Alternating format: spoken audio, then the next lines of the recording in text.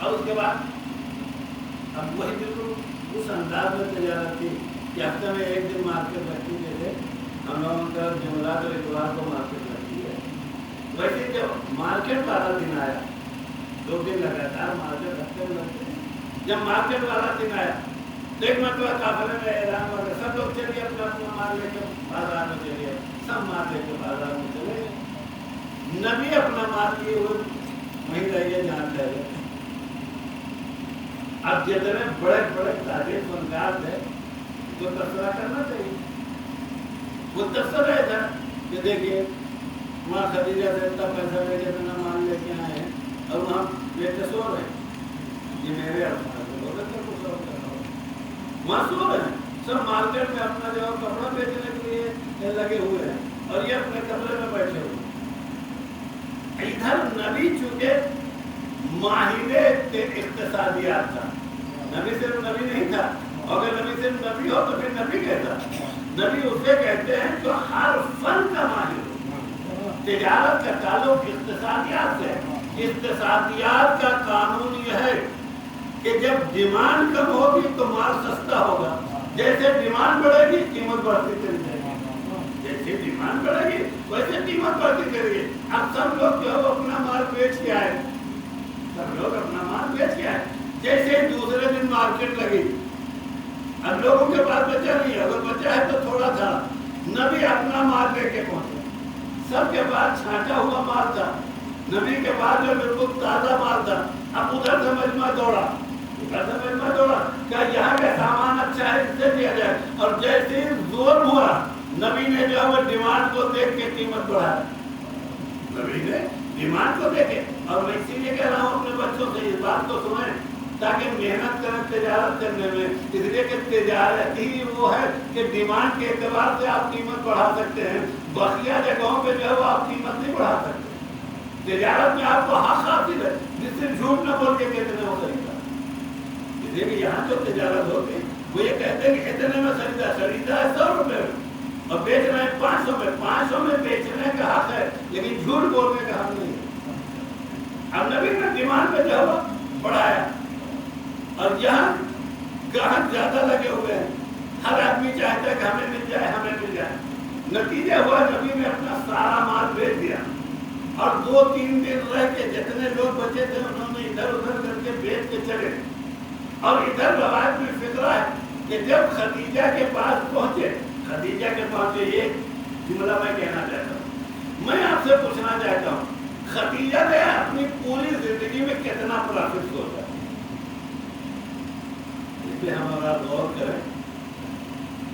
خدیجہ نے ملکۃ العرب ہے اتنا مال ہے تو مال گنا نہیں جا سکتا. ایسی تاجرہ جو وہ تو ماہرہ ہوگی. تو اس نے کتنے % سوچا ہوگا؟ 50% سوچا ہوگا, 60% سوچا ہوگا, 70% سوچا ہوگا, 80% سوچا ہوگا, لیکن 100% نہ سوچا ہوگا. اور نبی جو ہے وہ ذہنوں کو پڑھنے والا ہے. نبی جو ہے وہ ذہنوں کو پڑھنے والا ہے. میں کہوں گا یا رسول اللہ جب خدیجہ کے سامنے جائیے گا تو پہلے خدیجہ کا دماغ پڑھ کے یہ سوچ لیجیے گا کتنے % فائدہ سوچا ہے. جتنا سوچا ہے اتنا بتا دیجیے گا. اس میں 50% آپ کا ہوگا, بقیہ جو زیادہ ہے وہ بھی آپ کا ہوگا. تو شاید نبی جواب دے غلط طریقے سے پیسہ تو زیادہ کیا جا سکتا ہے لیکن اعتبار زیادہ نہیں کیا جا سکتا. اعتبار زیادہ نہیں ہے. اسی لیے جیسے جا کے کہا کہ میں نے 100 کا مال 100 میں بیچا ہے 100% میں, ویسے خدیجہ کا اعتبار اتنا بڑھا اس مالی تجارت کے بعد کہ ایک تو یہ سچا ہے, دوسرے جو ہے وہ کبھی جھوٹ نہیں بولتا. بھیا 100% کا فائدہ کوئی بتانے والا اس دنیا میں نہیں ہے. نبی نے 100% کا فائدہ بتا کے ایک اور بڑے تجارت کا باب کھول دیا کہ ابھی تک خدیجہ جو ہے وہ مال کی تجارت کے لیے تیار ہے. اسی معاملے کے بعد اب خدیجہ نے جو ہے وہ جان کی تجارت کا سودا کر دیا. سبحان اللہ. جان کی تجارت کا سودا کر دیا. اور میں طرف کہیں کیسے سیدھے میں طرح کے بلا کے کہتی ہیں اس جوان کے بارے میں کچھ بتا. اب میں طرح تو ہو سکتا ہے سمجھ گیا ہوں, میں نہیں کہتا کہ نہیں سمجھ, لیکن وہ ادھر ادھر گھما رہا. اور جناب خدیجہ بار بار پوچھے تھے اور کچھ بتاؤ اور کو بچاؤ. جب کئی مرتبہ پوچھ چکے تو جانتے ہیں ایک مرتبہ میں ذرا سمجھ گیا کیا جو تم سننا چاہتے ہو وہ سن لو. جس کے بارے میں پوچھے وہ باکمال ہے جب دھوپ میں نکلتا تھا جس کے سر کے اوپر جو ہوا کو سایہ کر دیا. کیا تم سننا چاہتی ہو؟ اگر کہیں پتھر اٹھا لیا تو پتھر جو ہے کلمہ پڑھنا شروع کر دیتا. اگر کسی درخت کے نیچے چلا گیا تو شاخیں جھک جھک کے سلام کرنا شروع کر دیا. مطلب فوراً کے کہتی ہے یہی پوچھنا چاہتی تھی. فوراً اپنے چچا ورقہ کے پاس گئے کہ اے ورقہ میرے رشتے کا پیغام بھیجیے. اب سمجھ گیا جب مالی تجارت میں اعتبار پیدا ہو جاتا ہے تب ارض کی تجارت کا حوصلہ بڑھ جائے گا.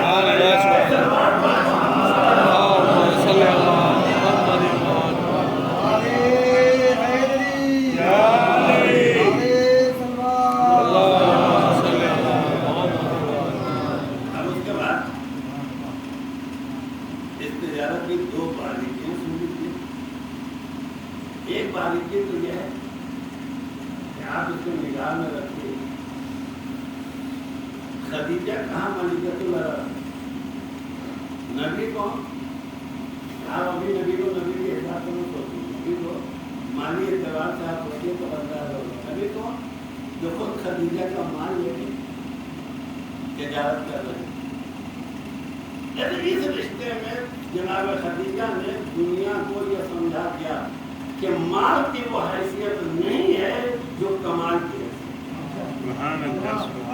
میں اتنی بڑی ملکۃ العرب ہونے کے بعد جس نے مکے کے بڑے بڑے روحانی رشتے جو اور ٹھکرا دیا ہے, اب میں اپنا رشتہ اس محمد کے پاس لے کے جانے کے لیے اپنے چچا کو بھیج رہی ہوں.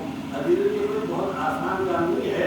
خدیجہ اس کے نتائج کو بھی جانتی تھی اور اس کے نتائج میں جو پہلا اثر یہ ہوا کہ پورا مکہ مخالف ہو گیا. مکہ مخالف ہو گیا. اسی لیے جب پہلی ولادت کا وقت آیا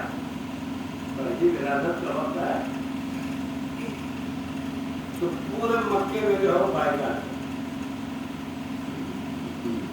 لیکن اس وقت جو ہے کوئی نرسنگ ہوم ہو. آج یہ ہے کہ جناب خدیجہ یہاں جب جناب فاطمہ کی ولادت کا وقت ہے تو جناب فاطمہ کی ولادت کے وقت جو ہے کچھ زیادہ جو ہے تکلیف کا پریشانی تھی. جناب خدیجہ نے اپنی قریبوں کو ایک ایک گھر میں بھیجا کہ ہمارے یہاں ولادت ہونے والی ہے, لہذا ہمارے کمک کے لیے آپ ہمارے گھر آئے. تو وہاں سے جواب کیا ملتا ہے کہ جب ہم جیسے روسا نے تمہیں رشتہ کیا تھا تو تم نے انکار کر دیا, جب اس غریب سے رشتہ کر لیا ہے تو. لیکن خدیجہ کو اطمینان تھا میں نے غریب سے تو رشتہ کیا ہے لیکن جو کمال میں اتنا امیر ہے کہ اس کے علاوہ کوئی دوسرا نہیں ہے. شاید یہی وجہ ہے ادھر فاطمہ کی ولادت کا وقت ہے, پروردگار عالم نے کہا یہ جو ہے امیر العمراء کی بیوی کا مسئلہ ہے, لہذا آسمان سے کہا سارا تم جاؤ, حوا تم جاؤ, فرحان تم جاؤ, مریم تم جاؤ. اب سمجھ میں آیا کہ مال میں اتنی طاقت نہیں ہوتی جتنی کمال کو ہوتی ہے. یہ کمال کا اثر تھا کہ آسمانی دایا بھیج کے خدا نے بتا دیا. اب تو اندازہ ہو گیا کمال پیدا کرو, یہاں مدد نہ ملے گی تو وہاں سے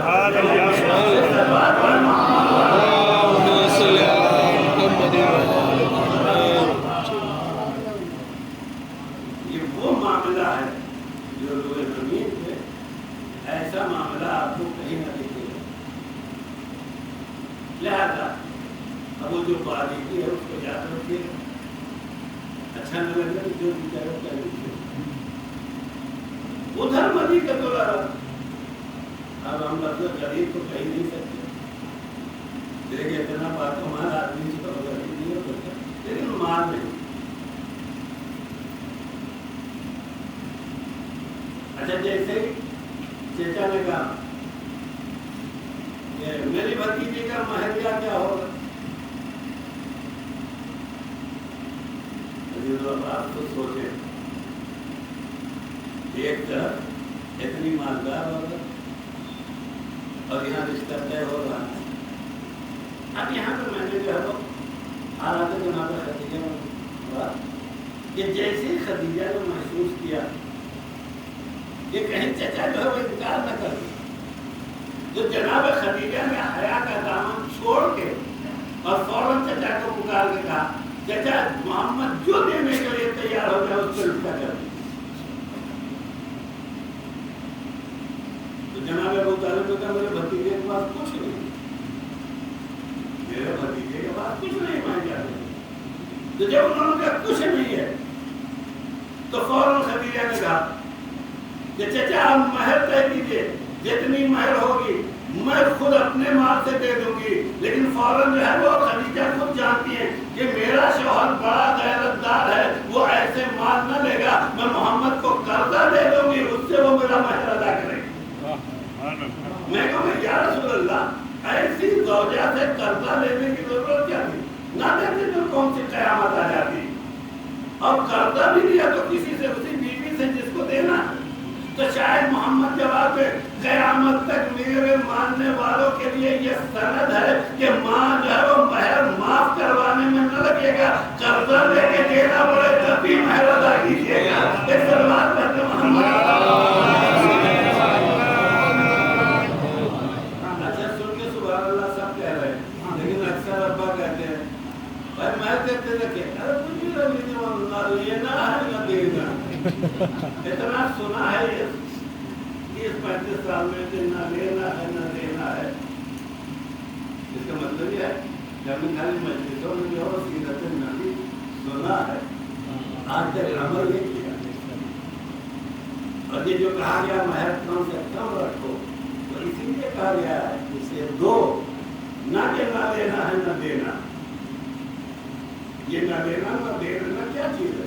لیکن مطلب آپ کو دین نہیں معلوم, آپ دین پہ عمل نہیں کرنا چاہتے. مہر ایک جو ہے وہ سنت نبوی میں سے ہے. ایسے تو کہا رہے ہم ہر سنت پہ عمل کرتے ہیں, مہر تک تو دینے کو تیار نہیں. اور ابھی تک یاد رکھیے گا, میں نے کسی مہینے میں پڑھا تھا جناب خدیجہ سے جب نبی کی شادی ہوئی, اس زمانے میں جو سکہ چلتا تھا اس کا نام تھا اوقیہ, اس کا نام تھا اوقیہ. اور ایک اوقیہ جو ہے وہ اس سے جو چھوٹا سکہ تھا 40 درہم کے برابر. ایک اوقیہ 40 درہم کے برابر. نبی کی مہر جو طے ہوئی تھی دو روایتیں, 12 اوقیہ یا 12.5 اوقیہ. اب اگر 12 اوقیہ ہے تو اس کو ملٹیپلائی کیجیے کتنا ہے 480. اور اگر 12.5 ہے 500. ابھی تو یہی وہ عادت تھی جب محمد نے جو ہے اپنی بیٹی کو علی کو دینا شروع کیا تو کہا وہی مہر رکھو جو میرا مہر تھا, وہی مہر رکھو جو میرا مہر تھا. اوقیہ کو جو ملٹیپلائی کیا تو 480 یا 500.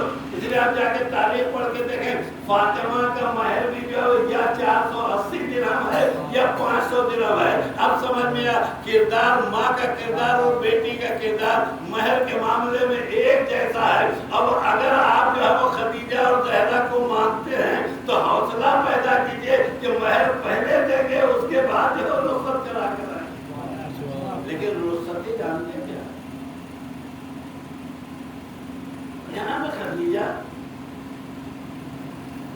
کا انتقال جو ہے وہ پہلے ہو. اتنا تو ہمارے پورے معاشرے میں یاد ہے کہ ادھر 2 دن ہی جائے پتہ چلا شادیوں کی بھیڑ لگ گئی. تو جانتے ہیں کہ وہ اس لیے کہ یہ تاریخ جب ہمیں فاطمہ 1 دن 2 ہجری اور جناب خدیجہ کا انتقال ہوا ہے سن 1062. یعنی جناب فاطمہ کی شادی سے 5 سال ہوا. روایت میں فقرہ لکھا ہے کہ جب جناب خدیجہ کا وقت آخر آیا, لیکن دنیا سے سب کو جانا, اسی لیے علی بن ابی طالب نے جب جناب فاطمہ کی شادی واقع ہوئی ہے پورا مرثیہ پڑھا ہے. مرثیے میں ایک شعر ہے ان افتقاد فاطمہ بعد دلیل علی ان لا یدوم یہ علامت ہے کہ کوئی رہنے والا ہے۔ تو جب جناب خدیجہ کا وقت آخر آیا